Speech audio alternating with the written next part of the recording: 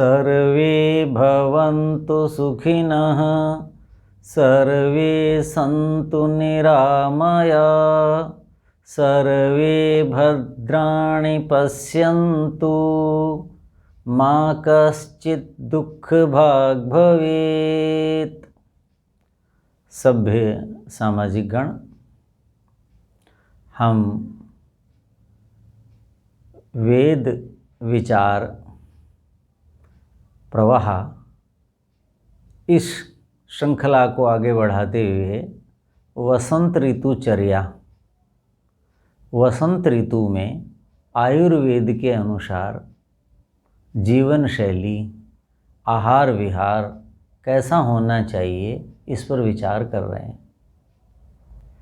गत 2 व्याख्यानों में हमने आचार्य चरक और कुछ वाग्भट्ट के विचारों पर चिंतन किया। अब उसी विचार परंपरा को, श्रृंखला को आगे बढ़ाते हुए आचार्य सुश्रुत क्या कहते हैं और अन्य आचार्यों के अध्ययन के बाद मैंने जो निष्कर्ष निकाले कि कैसी हमारी जीवन शैली, दिनचर्या होनी चाहिए, उस पर आज विचार करेंगे।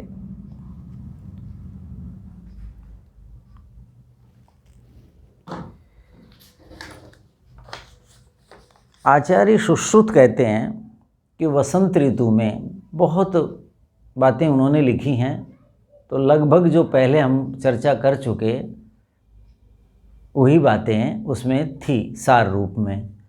कुछ जो अलग मुझे लगा वो बता देता हूँ। सुश्रुत लिखते हैं, तीक्ष्ण रूक्ष कटु क्षार कषायम कोषणम अद्रवम यव मुद्ग मधुप्रायम वसंते भोजनम हितम। भोजन के बारे में मैंने बताया लगभग 10-12 श्लोक हैं इसके, लेकिन वो बातें हम पहले कह चुके हैं जो मुझे लगी कि इस पर और विचार होना चाहिए। तो यहाँ आचार्य सुश्रुत तीक्ष्ण शब्द का प्रयोग करते हैं। तीक्ष्ण रूक्ष, मैंने बताया था कि वसंत ऋतु कफ कुपित होने के कारण हमारे लिए प्रतिकूल आचरण करती है। यदि कफ कुपित न हो तो बताया ही था, वसंत ऋतु तो सबकी प्रिय ऋतु है, ऋतु राज है। कुछ कवियों ने इसके बारे में जो लिखा था थोड़ा सा मैंने बताया था, वो सब कुछ है। लेकिन फिर भी इसको कहा कि पिता कुसुमाकर है, वेद्यों का पिता है। तो इसलिए तो यहाँ आचार्य कहते हैं कि तीक्ष्ण रूक्ष अर्थात जो सर्दी की ऋतु में, हेमंत और शिशिर में कफ का संचय हुआ था, खूब हमने स्निग्ध पदार्थ खाए थे, गोरस, इक्षुरस, मेवा खाए, और कुछ प्रकृति से ही, क्योंकि हेमंत ऋतु में जल जो है उसमें मधुर रस की प्रधानता होती है, तो वो भी पुष्टि देता है। और उससे संबंधित जितनी भी चीज़ें हैं, जितने भी खाद्य पदार्थ हैं, काष्ठ द्रव्य जिन्हें हम कहते हैं, वो सब तो जल से ही शक्ति पाते हैं। उनका सामर्थ्य, उनका वीर्य किससे बनता है? जल से ही बनता है। तो वो जब हमने खाद्य पदार्थ खाए, चाहे वो फल हैं, चाहे वो अन्न हैं, चाहे वो शाक हैं और कुछ मेवाएं भी, तो खूब कफ का संचय हो गया था।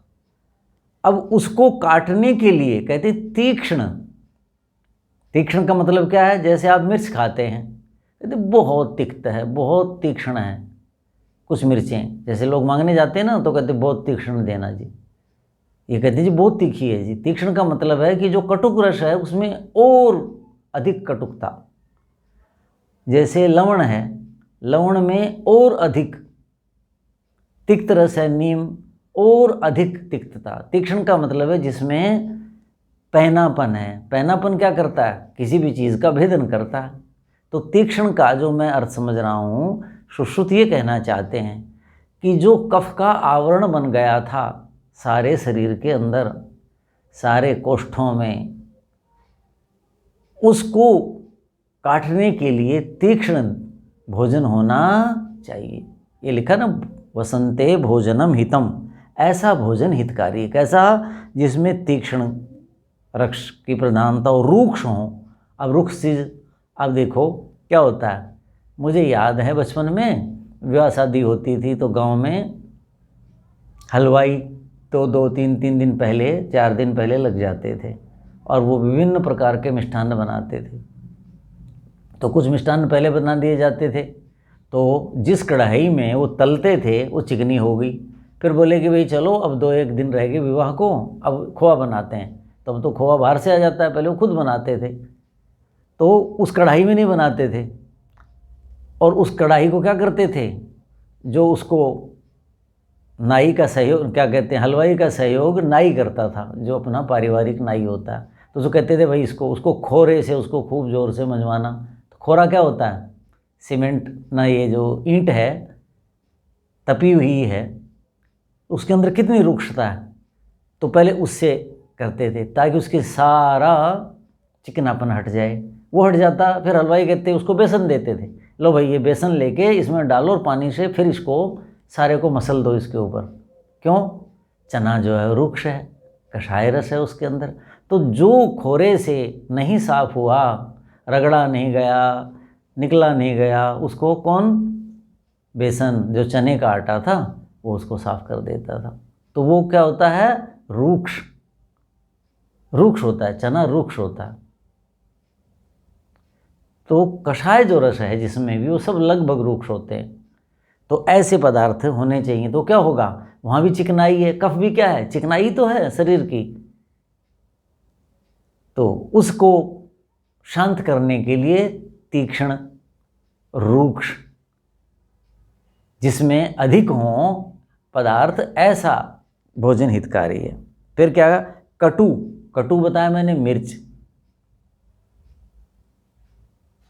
पिछले व्याख्यान में मैंने बताया था जिनको भूख कम लगती है, मन नहीं कर रहा है, तंगी आ रही है, तो बताया था कि भाई हरे चने आजकल आ रहे हैं, उसमें हल्का सा लहसुन डाल के, हल्की सी लाल मिर्च डाल के वो चटनी बनाओ, देखते देखते आपका मन करने लग जाएगा।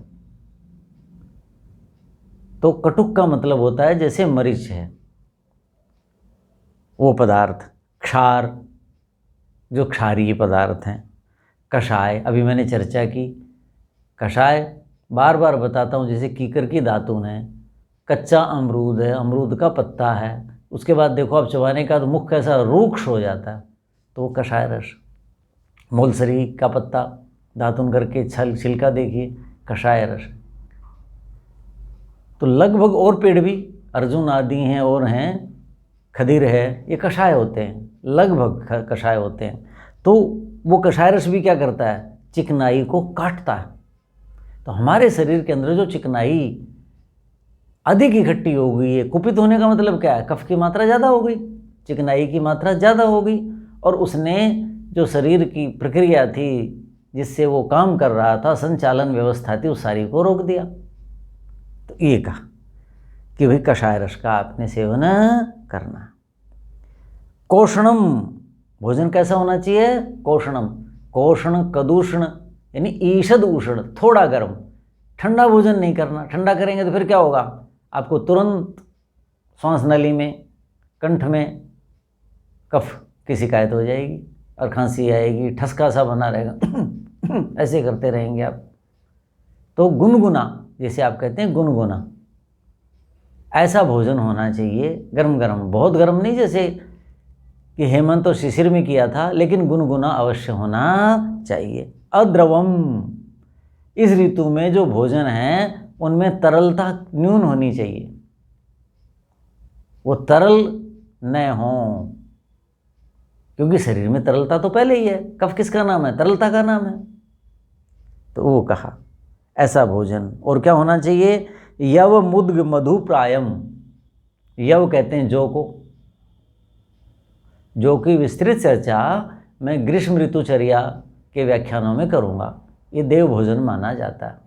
हम बच्चे थे तो जौ को बहुत अच्छा नहीं मानते थे, ग्रामीण क्षेत्र में गेहूँ अच्छा मानते थे, चना भी बहुत वैसा माना जाता था, अब अच्छा मानने लगे क्योंकि महंगा हो गया। पहले सबसे सस्ता चना और जौ होते थे, तो गरीब जो लोग होते थे वो खाते थे।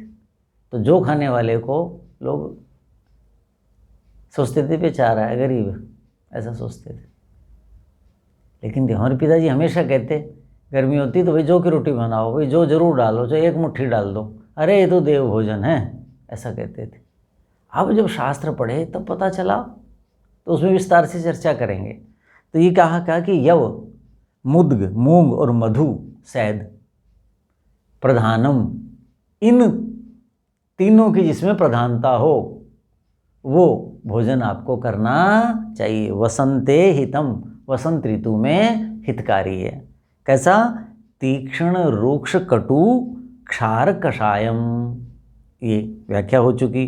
कोषणम अद्रवम, थोड़ा थोड़ा गर्म और जिसमें तरलता न हो। और कैसा होना चाहिए? यव मुद्ग मधु प्रायम, प्रायम का मतलब क्या है? बहुलता से। कहते प्रायः मैं तो ये काम करता रहता हूँ, प्रायः मैं वहाँ जाता रहता हूँ, अरे ये प्रायः ऐसे बोलते हैं, ऐसे करते हैं। प्रायः का मतलब बहुलता से। तो आपके भोजन में, वसंत ऋतु के भोजन में इनकी बहुलता होनी चाहिए, जौ की, मूंग की और मधु शहद की। अब जौ क्या है? रूक्ष है। जौ क्या है? रूक्ष है, इसीलिए वायुकारक होता है। जो रूक्ष चीज़ होगी वो वायुकारक होती है। दालें हैं जैसे रूक्ष होती हैं, वो वायुकारक होती हैं। तो और कषाय रस भी होता है, गेहूं में मधुर रस होता है, आपने देखा होगा। लेकिन जौ और चने में कषाय रस होता है, चने के विशेषकर छिलके में, इसलिए भिगोने के बाद उसमें अंतर आ जाता है। तो यव मानी जो जौ है वो रूक्ष है और कषाय है, तो वो क्या करेगा? कफ को शांत करेगा, रोकेगा कफ को। और क्या कहा? मुद्ग, मूंग। अब मूंग देखिएगा, मूंग क्या है? दाल है, रूक्ष है। लेकिन और दालें क्यों नहीं की? दालें तो और भी हैं। चना जो है वो नहीं कहा, राजमा नहीं कहा, मटर नहीं कहा, उड़द नहीं कहा। क्यों? कि मूंग सुपाच्य है, कषाय रस चाहिए कफ को दूर करने के लिए। लेकिन जठराग्नि को तो दबा रखा है कफ ने। हमारी जो जठराग्नि है उसको दबा रखा है। जठराग्नि क्या होती है? पेट की अग्नि, अर्थात पाचक रस। पाचक रस जो हैं वो जिन स्रोतों से निकलते हैं उनके ऊपर कफ का आवरण छा जाता है। जैसे मैंने बताया था पिछले व्याख्यान में कि जैसे अग्नि है, उसका अंगारा है, बाहर उसके ऊपर राखी का आवरण छा जाता है, तो न तो आग दिखती और न उसका ताप और तेज रहता। वही स्थिति हमारे जठराग्नि की हो जाती है कफ के कारण। तो मूंग जो है वो कषाय रस होने से क्या करेगा? कफ के आवरण को तो हटाएगा। और जठराग्नि मंद है तो इसलिए सुपाच्य भी है, जल्दी पच भी जाएगा। तो हमें तो जल्दी पचने वाला भोजन चाहिए इस ऋतु में, इसलिए मूंग कहा। मधु प्रायम, फिर कहा मधु। मधु कहते हैं शहद को। शहद क्या होता है? कषाय रस होता है उसमें, और वो क्या करता है? कफ को काटेगा। और मधु जो है वो बहुत सुपाच्य होता है, बहुत सुपाच्य होता है। यानी मधुमक्खी जितना पाचन हमारे मुख में होना चाहिए उतना पाचन मधुमक्खी पहले ही कर देती है शहद का। तो इसका मतलब क्या हुआ? कि हमारे पाचक रस कम खर्च होते हैं और वो और जल्दी पच जाता है। और उसके अंदर मधुर रस भी है बहुत, और विभिन्न वनस्पतियाँ, पुष्पों के माध्यम से उसके अंदर कितनी शक्ति होती है, पोषण शक्ति होती है। तो पोषण भी अच्छा मिलेगा, सुपाच्य भी है, और कषाय रस होने के कारण क्या करेगा? कफ को काटेगा। तो इसलिए कहा कि ये चीज़ें हमें सेवन करने चाहिए। अब जो है एक और रस है, तिक्त रस। कफ को कम करने वाले 3 रस हैं, कटु, तिक्त और कषाय। तिक्त रस का यहाँ वर्णन नहीं आया, या ये जो तीक्ष्ण शब्द बोला है, मुझे लगता है कि आचार्य ने या जो पुस्तक छपी होंगी उनमें कहीं प्रिंटिंग की कमी हो सकती है, लिखने में हो सकती है। तो ये भी हो सकता है कि तिक्त रुक्ष कटु क्षार कषायम, क्योंकि तिक्त रस नहीं आया इसमें, और छंद की भी पूर्ति ठीक हो जाती है। तो ये तिक्त भी हो सकता है तीक्ष्ण की जगह। तो तिक्त रस जो है, जिसे आप नीम कहते हैं, हिंदी में जैसे कड़वा कहते हैं, जैसे कि करेला है, तो उस रस का सेवन भी करना चाहिए। वो भी क्या करता है? कफ को कम करता है। अब जो कफ को कम करेगा तो उसके लिए क्या करेंगे? आगे आचार्य लिखते हैं पटोल निम्ब वार्ताक, ये लिखा है पटोल निम्ब वार्ताक, ये लिखा है। पटोल वो मैंने भी नहीं देखा है, कोई ऐसा साग होता होगा, सब्जी होती होगी, जिसे पड़वल कहते हैं, तो वो होगा, जो भी होगा। निम्ब हम जानते हैं, नीम, इसमें तिक्त रस होता है। और वार्ताक, वार्ताक किसे कहते हैं? बैगुन को कहते हैं। अब बैगुन क्या है? कषाय रस होता है उसमें, रुक्षसा होता है। और नीम जो है ये तो बिल्कुल ही तिक्त होता है। वो दोनों क्या करेंगे? कफ को शांत करेंगे, कफ का निवारण करेंगे। तो कहते हैं इनका भी सेवन करना चाहिए। अब ये जो नीम की बात आ गई है, तो मैं आपको बता दूं, वसंत ऋतु का जो उत्तरार्ध है, बाद का भाग है, बाद का महीना है, उस ऋतु में अपने तापमान के अनुसार, यानी जो दिल्ली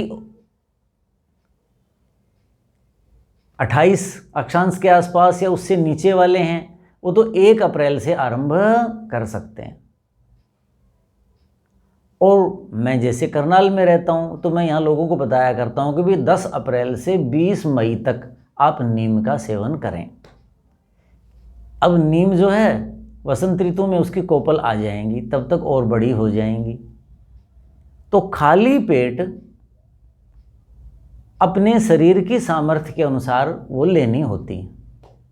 लगभग 15 दिन आप ले लीजिए। तो मैंने दिन इसलिए बताए अलग अलग कि ज्यों ज्यों हम दक्षिण की तरफ जाएंगे, वहाँ सूर्य की किरणों के कारण जल्दी ताप बढ़ता है, तो वहाँ जल्दी गर्मी आ जाती है। यहाँ और देर से आएगी। यहाँ से और अंबाला की तरफ बढ़ेंगे, जम्मू देहरादून की तरफ बढ़ेंगे, तो फिर और कम हो जाता है तापमान, तो वहाँ और देर से। वहाँ वो 20 अप्रैल से कर सकते हैं, 15 अप्रैल से, जिसको तापमान के अनुसार ठीक लगेगी, क्योंकि नीम शीतल होता है, ठंडा होता है। और वहाँ वसंत ऋतु भी देर से आरंभ होती है और देर तक चलेगी, और उधर पहले आरंभ हुई है और पहले समाप्त होती है।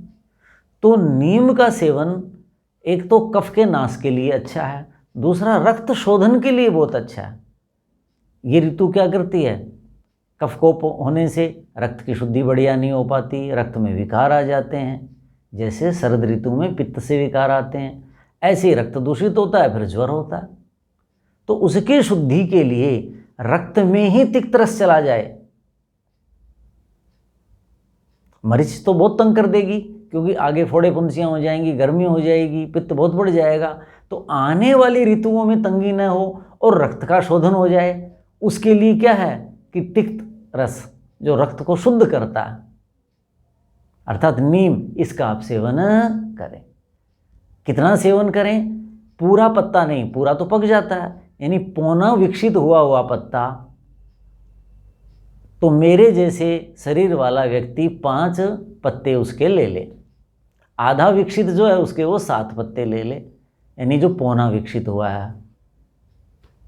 तो इस अनुपात में आप लें और खाली पेट लें। लेकिन ये ध्यान रखें कि नीम शीतल होता है और रूक्ष होता है। तो कोई जल्दी खा लेगा, ज़्यादा खा लेगा, तो शीतलता कर देगा उसको, क्योंकि अभी पूरी उष्णता नहीं आई है। इसलिए मैंने कहा वसंत ऋतु का उत्तरार्ध। तो अंग्रेजी तिथि के अनुसार मैं लोगों को बता देता हूँ कि भाई इसके अनुसार आपका तापमान उस समय ठीक आ जाएगा, उस समय आप इसका सेवन करें। तो वो जो नीम का सेवन किया हुआ है, तो मैं तो लगभग 1 महीना सेवन करता हूँ और बहुत वर्षों से करता हूँ। तो ईश्वर कृपा कह लीजिए या नीम की कृपा कह लीजिए कि मुझे ध्यान नहीं कि मुझे कभी ज्वर हुआ हो, ध्यान नहीं आ रहा। क्यों? कि नियमित रूप से लेते रहते हैं। बल्कि मैं मजाक कर रहा था, पिछले वर्ष या उससे पिछले वर्ष की बात है, कोई और चीज़ मैं लेने लग गया। उस समय कोई आवश्यक चीज़ थी, तो उस साल मैंने नीम नहीं लिया, क्योंकि खाली पेट ही वो लेनी थी और खाली पेट नीम लेना होता है। तो मुझे ग्रीष्म ऋतु में या पता नहीं वर्षा या शरद ऋतु में एक दिन के लिए कुछ तंगी हुई, ज्वर कह लीजिए, शरीर में असंतुलन रहा। असंतुलन का नाम ही ज्वर है, तभी ताप होता है। तो ज़्यादातर लोगों को आश्चर्य हुआ कि भाई आए नहीं महाविद्यालय, छुट्टी ले ली। ऐसा कोई कभी छुट्टी लेता नहीं। हमारे पिताजी यही शिक्षा दिया करते कि भाई दैनिक वेतन मिलता है, छुट्टी जो है वो हमारा अधिकार नहीं है, ये तो सरकार की कृपा है कि घर गृहस्थी लोग हैं, कोई काम पड़ जाए। जब हमें वेतन मिलता है तो हमें रोज़ ही पढ़ाना चाहिए। तो मैंने कभी जीवन में उनकी बात को ध्यान में रखते हुए इसलिए अवकाश नहीं लिया कि मेरा अधिकार है। बहुत व्यवस्था हुई तो भले ही ले लिया। तो उस दिन ले लिया तो सबको थोड़ा सा लगा, कैसे जी नहीं आए जी, क्या काम था जी। फिर मैंने मजाक किया, मैंने कहा भाई किसी ने मेरी चुगली खा ली। सब अचंभा करें, क्या कर दिया ऐसा आपने, किसने चुगली खा ली, क्या कर दिया। मैंने कहा भाई बात क्या हो गई कि मैं हर वर्ष नीम सेवन करता हूँ और इस बार मैंने सेवन नहीं किया था।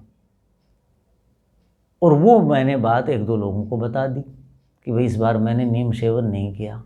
तो मैं कहा बुखार जो है इतने सालों से घात लगाए बैठा था कि ये कभी काबू में नहीं आता, ये कभी काबू में नहीं आता, इसको पकड़ें। तो ऐसे ही उन्होंने शायद उससे चर्चा कर दी और उसको पता चल गया कि इस बार इसने नीम नहीं खा रखा, अब मौका है, चलते हैं इसके पास। तो भाई वो एक दिन के लिए आया था, 101 के आसपास या ऐसे घूम गया। तो मैंने कहा भाई मैं चुगली का शिकार हो गया, किसी ने चुगली खा दी और बुखार को पता चल गया कि इसने नीम नहीं खाया। नहीं तो डरता है नीम से बुखार, तो कि हिम्मत ही नहीं करता नीम वाले मनुष्य के पास। तो ऐसा पिछले वर्ष या पता नहीं उससे पिछले साल हुआ होगा। पिछले साल तो कोरोना था, हाँ नहीं उसमें नहीं हुआ, उससे पहले साल की बात है। और पिछले वर्ष तो हम महाविद्यालय जाता ही नहीं था मैं, हैं जी, सेवानिवृत्त हो चुका था। तो नीम ऐसी चीज़, पता नहीं मुझे ज्वर क्यों नहीं होता। सर्दी में जैसे मैं त्रिकटु का पर्याप्त सेवन करता हूँ नियमित रूप से, तो उसके कारण या नीम के कारण, लेकिन ऐसा मेरा विश्वास बन गया कि इससे रक्त शुद्धि होती है और इससे ज्वर नहीं होता। तो इस ऋतु में कफ शुद्धि हो जाएगी, तो कफ से होने वाला ज्वर नहीं होगा। और आने वाली ऋतुओं में रक्त शुद्ध कर देगा ये। और शीतल है तो वर्षा ऋतु में अम्ल प्रधानता के कारण जो पित्त की प्रधानता बढ़नी थी, और शरद ऋतु में सितंबर अक्टूबर में, आश्विन कार्तिक में जो पित्त कुपित होना था, उससे ज्वर होना था, वो नहीं होगा। क्यों? कि ये शीतल है और तिक्त है। तिक्त रस जो है वो पित्त को भी शांत करता है और कफ को भी शांत करता है। तो इसलिए नियमित रूप से वसंत ऋतु का जो अंतिम मास है या अंतिम 15 दिन 20 दिन हैं, उनमें आपने तिक्त रस प्रधान नीम के पत्तों का सेवन करना है। अब एक सावधानी, मैं उदाहरण ही दे देता हूँ। एक बड़े साथी थे महाविद्यालय के, तो आज से कोई 25 साल पुरानी बात होगी, ज़्यादा ही हो गई होंगी, हैं जी। तो बता देते थे वो, आदर से प्यार मोहब्बत से गुरुजी कह देते थे, जैसे और सब कह देते हैं, बच्चे कह देते हैं, साथी भी कह देते थे।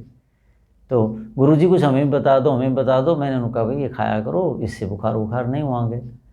उनकी किसी ग्रामीण क्षेत्र में अप्रैल में ड्यूटी लग गई परीक्षा की, और वहाँ वो केंद्र अधीक्षक थे। वो नया नया महाविद्यालय बना था, ग्रामीण क्षेत्र का, तो वहाँ नीम के पेड़ थे और वहाँ वो नीम खा लेते थे कि लो अब ठीक है, ये वो खा लिया। कुछ दिन के बाद जैसे मिले, बीच में परीक्षा नहीं होगी, आए महाविद्यालय, बोले गुरुजी तूने क्या बता दिया। मैंने कहा जी क्या हो गया? कहते हैं मेरे को तो आँखों में कुछ गड़बड़ सी होती है, कम दिख रहा है, ऐसा होने लग गया, ये होने लग गया, तेरे नीम से तो नहीं हो गया? मैंने कहा जी नीम ऐसा करता तो नहीं है, कहीं ज़्यादा तो नहीं ले लिया आपने? बोले हाँ मैं तो मुट्ठा भर के खा लेता हूँ, कितने कच्चे कच्चे मिल जाते हैं वहाँ जो है, और मैं तो मुट्ठा भर के। मैंने कहा जी ये तो गलती कर दी। अब किसी को घी बहुत उत्तम है, लाभदायक है, और वो कटोरी भर के पीने लग जाए, फिर कहे जी मेरा पेट ढीला हो गया। अब घी का दोष है कि जीव का दोष है? बलवंती के लिए मकान नहीं। तो आपको भी मैं बताना चाहता हूँ नीम लाभदायक है, इसलिए ज़्यादा मत खा लेना। जितना मैंने बताया कि 5 पत्ते पौने विकसित, पूरा विकसित होता है आपको पता है, पौने विकसित 5, उतने लेने आपने। आधा है तो वो 7 हो जाएंगे, और वो कम विकसित है 33% विकसित है, वो पत्ता ले लिया तो वो 8-10 हो जाएंगे। इतना लेना है। लेकिन नाश्ते में या दिन में आपने प्रयास करें, जब प्रातराश करें तो आपने क्या लेना है? 1 चम्मच घी अवश्य खाना है। क्यों? क्योंकि रूक्ष है, मैंने बताया। तो कई लोग ऐसे होते हैं जिनके शरीर में कफ नहीं है, या सर्दी मधुमेह के रोगी हैं, या सर्दी में कफ प्रधान चीज़ें कम खाई, या शरीर को आवश्यकता ज़्यादा थी उतने नहीं खाए, तो उन लोगों को रूक्षता पैदा कर देगा। मैंने बताया था ना, शीतल और रूक्ष है, रूक्षता पैदा करेगा तो नेत्र ज्योति प्रभावित हो जाएगी, क्योंकि नेत्र ज्योति तो तरलता है। तो इसलिए मैं कहा करता हूँ कि घी 1 चम्मच अवश्य नाश्ते में प्रातराश में ले लें। वो भूल जाएं तो भोजन में ले लें। तो इस रूप में करेंगे तो आपको इस ऋतु में तो कफ का शमन करेगा, तो तिक्त रस, वो नीम के पत्ते। और आने वाली जो ऋतुएं हैं बहुत कठोर हैं, ग्रीष्म, वर्षा और शरद।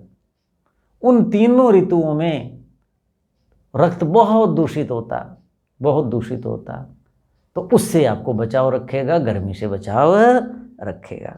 तो ये आपने उस समय लेना है। फिर दोहरा देता हूँ समय कि 1 अप्रैल से दिल्ली के जो अक्षांश हैं 28, उसके आसपास वाले, और करनाल के अक्षांश के आसपास वाले 10 अप्रैल से या उसके बाद लें, और 20 मई तक करनाल ले सकते हैं, और नीचे वाले 10 दिन और कम कर लीजिए, वो 10 मई तक ले सकते हैं। उसके बाद पत्ते रुक्ष हो जाएंगे वहाँ, यानी पत्ते रुक्ष हो जाते हैं फिर, तो उसके अंदर तिक्तता और बढ़ जाती है, तीक्ष्ण हो जाती है। और वो यदि ले लेंगे, किसी को विलंब से याद आया तो वो ले लें, लेकिन घी की मात्रा बढ़ा दें और पत्तों की मात्रा कम कर दें, क्योंकि उनके अंदर जो तिक्त रस है वो बहुत परिपुष्ट हो जाएगा और तीक्ष्ण हो जाएगा। तो ऐसा आप कर सकते हैं। अब आगे बढ़ते हैं कि एक होता है नवरात्र, चैत्र में भी आते हैं और उधर आश्विन में भी। 2 ही ऋतुओं में आते हैं नवरात्र। तो क्यों आते हैं दोनों ऋतुओं में? क्योंकि दोनों ऋतुएं क्या हैं? रोग कारक है। वो तो माता है, वैद्यानाम शारदी माता, शरद ऋतु वैद्यों की माता है, चिकित्सकों की, अर्थात खूब रोगी होंगे तो उनका भरण पोषण होगा। पिता कुसुमाकर है, वसंत ऋतु पिता है, पिता जैसे माँ की अपेक्षा कम ध्यान रखता है भरण पोषण, तो इस ऋतु में भी खूब रोग होते हैं, वसंत जैसे नहीं होते। लेकिन और जो 4 ऋतुएं बच गई उनसे अधिक रोग होता है। तो इसलिए इस ऋतु में भी नवरात्र का विधान किया है। तो नवरात्र के ऊपर मैंने लगभग 6 व्याख्यान हैं शरद ऋतु में हैं, उनमें पूरी बातें बता दी हैं। तो इस ऋतु में जो नवरात्र है वो इसीलिए किया गया है कि हमारा शरीर कफ प्रधान हो गया है, रक्त जो है उसके अंदर कफ की मात्रा ज़्यादा हो गई है, उससे ज्वर आता है।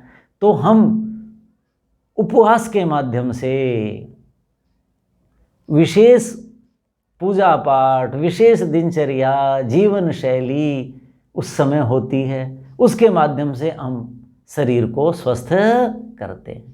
तो चैत्र शुक्ल में जो नवरात्र आते हैं वो वसंत ऋतु का उत्तरार्ध होता है।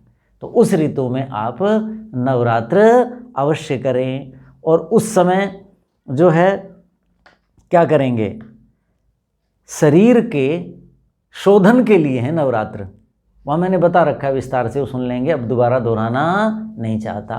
तो उसमें हमारा भोजन या जो खाद्य पदार्थ हैं वही बताया। ऋतु का फल खाना है, वो जो कुट्टू का आटा खाते हैं इस ऋतु में भी उस ऋतु में भी नहीं। इस ऋतु में अब अंगूर आ रहे होंगे, बहुत बढ़िया आ रहे होंगे, आप अंगूर का सेवन करें।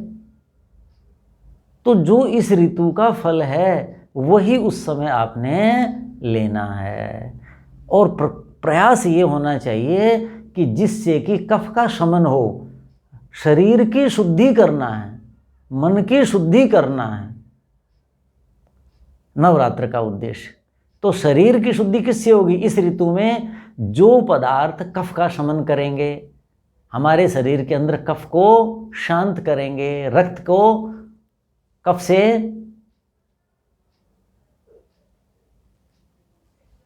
शांत करेंगे, ऐसे पदार्थों का आपने उस समय सेवन करना है। जो पूजा पद्धति है, सब कुछ है, वो आपको धार्मिक लोग बता देंगे, मैं आयुर्वेद की दृष्टि से बता रहा हूँ। ये इसलिए किया जाता है कि वसंत ऋतु में इसकी आवश्यकता है। तो अब ये व्याख्यान हम यहीं समाप्त करते हैं।